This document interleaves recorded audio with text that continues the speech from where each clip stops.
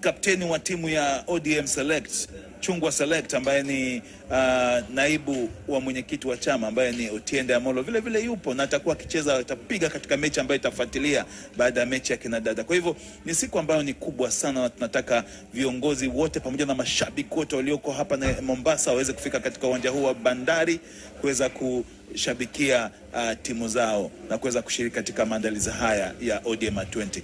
Jambo ambalo la kutia moyo ni kwamba mechi hii inaletwa moja kwa moja kupitia Azimio TV.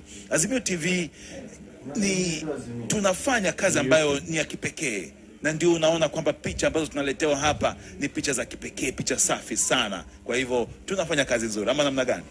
Bila shaka kwenye mtandao tunashuhudia mrejesho, kwa maana feedback kwamba ni picha ni angavu, ni bora zaidi. Fursa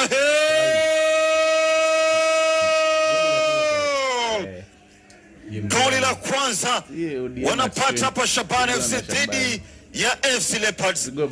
Mark Okola akitazama jinsi walivyosimama na kushirikiana vizuri na Eric Otieno. Safu ya ulinzi inapwaya kwa upande wa Leopards.